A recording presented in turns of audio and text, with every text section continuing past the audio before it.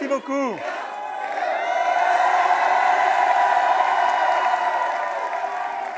Merci beaucoup.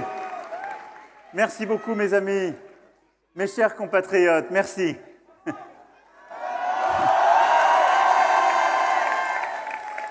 Mes chers compatriotes de métropole, d'outre-mer et de l'étranger, ce dimanche 10 avril, vous avez été plus de 36 millions à faire valoir ce droit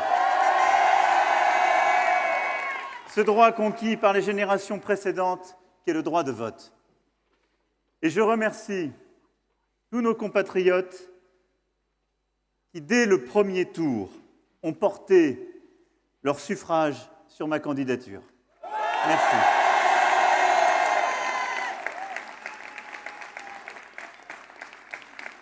Leur confiance, votre confiance, m'honore, m'oblige et m'engage. Vous pouvez, toutes et tous, compter sur moi pour mettre en œuvre ce projet de progrès, d'ouverture et d'indépendance française et européenne que nous avons défendu tout au long de cette campagne.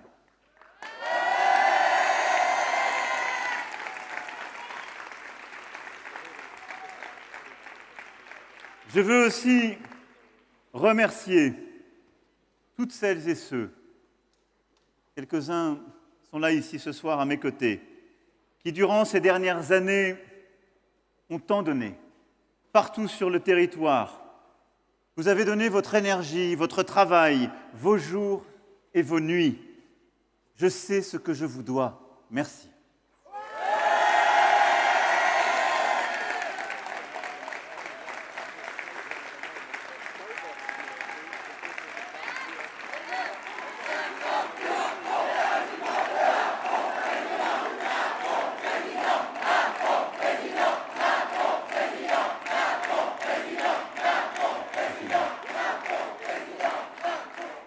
Et j'appelle tous ceux qui, depuis 6 ans et jusqu'à ce soir, se sont engagés pour travailler à mes côtés, à transcender leurs différences pour se rassembler en un grand mouvement politique d'unité et d'action pour notre pays.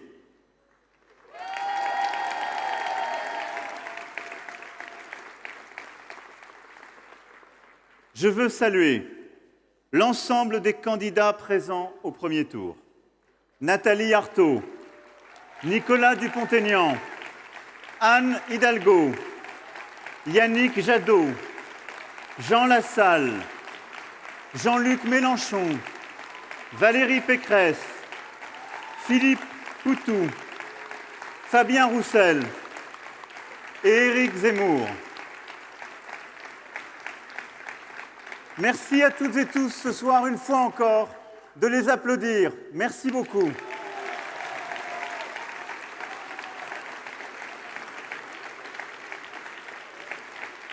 Parce que depuis le début et depuis toujours, nous défendons des convictions avec force, mais en respectant chacune et chacun. Merci pour cela.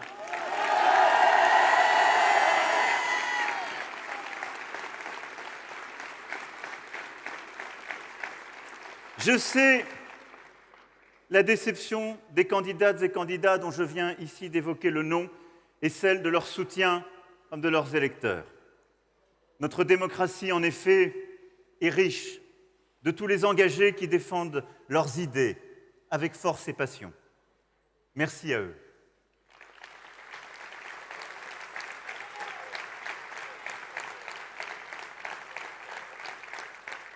Et je remercie Anne Hidalgo, Yannick Jadot, Valérie Pécresse et Fabien Roussel qui m'ont dès ce soir apporté leur soutien.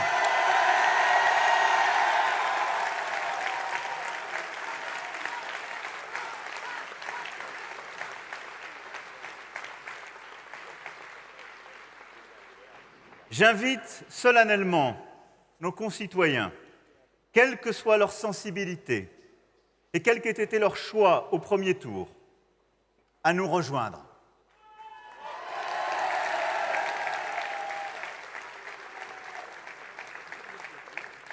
Certains le feront pour faire barrage à l'extrême droite Et je suis pleinement conscient que cela ne vaudra pas soutien du projet que je porte, et je le respecte.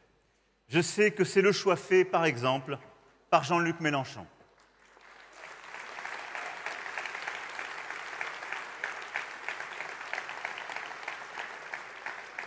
Mais je veux ici saluer leur clarté à l'égard de l'extrême droite et pour faire barrage à l'extrême droite.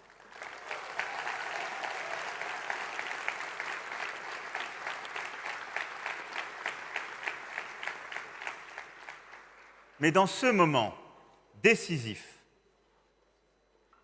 pour l'avenir de la nation, plus rien ne doit être comme avant.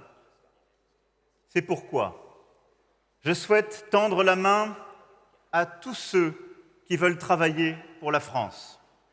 Je suis prêt à inventer quelque chose de nouveau pour rassembler les convictions et les sensibilités diverses afin de bâtir avec eux une action commune au service de notre nation pour les années qui viennent. C'est notre devoir.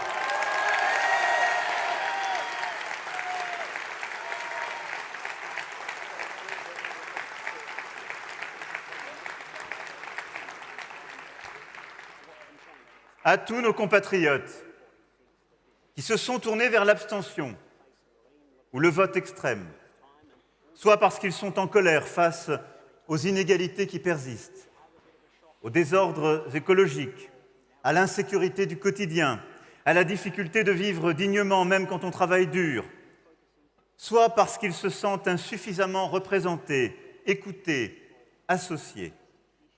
Je veux les convaincre dans les jours à venir que notre projet répond bien plus solidement que celui de l'extrême droite à leurs peurs et aux défis du temps.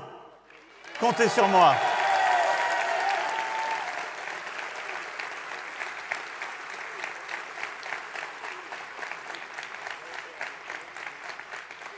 Car ne nous trompons pas, rien n'est joué.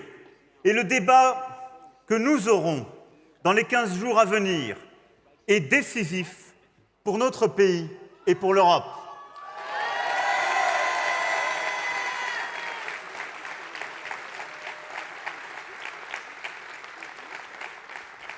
Voulons-nous d'une France indépendante parce que forte sur le plan scientifique, technologique, économique et militaire, agricole et culturel?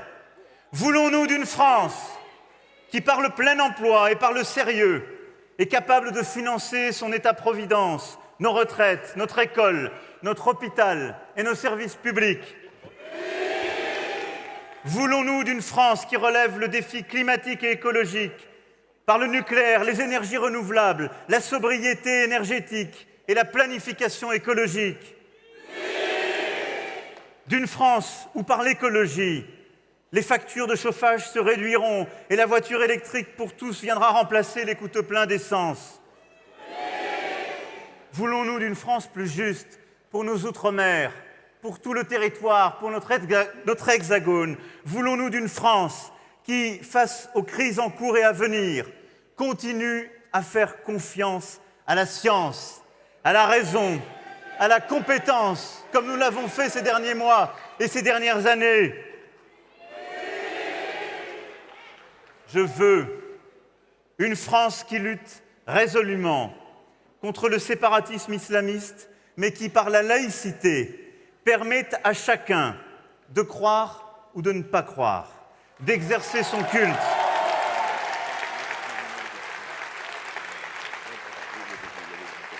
Et pas une France qui empêche les musulmans ou les juifs de manger comme le prescrit leur religion. Ce n'est pas nous.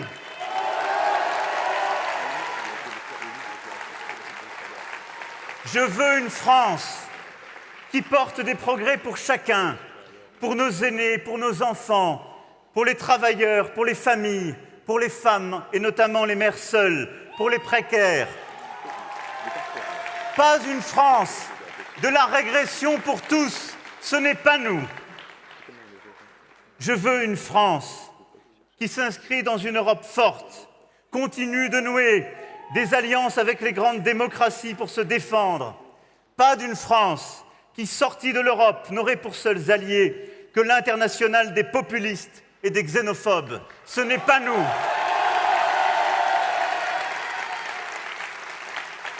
Je veux une France fidèle.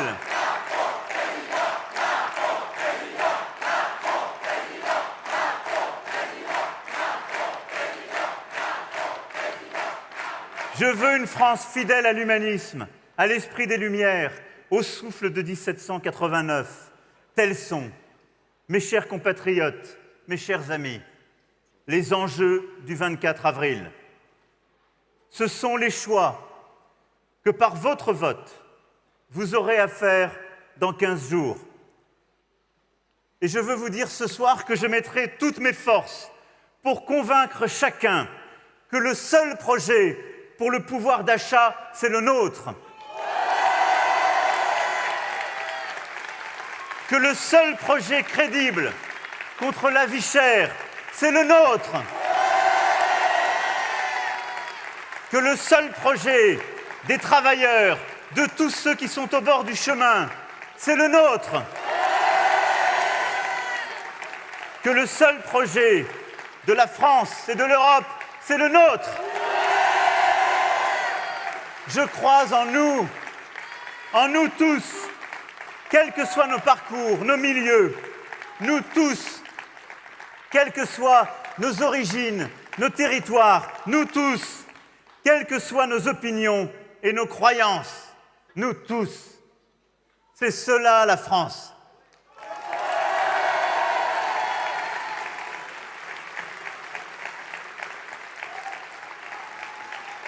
Alors, durant les 15 jours à venir, ne ménageons aucun effort car rien n'est fait. Soyons humbles, déterminés. Allons convaincre chacune et chacun. Le 24 avril prochain, nous pouvons faire le choix d'une nouvelle époque française et européenne. Le 24 avril, nous pouvons faire le choix de l'espoir. Le 24 avril, nous pouvons faire le choix de la France et de l'Europe ensemble. Vive la République et vive la France.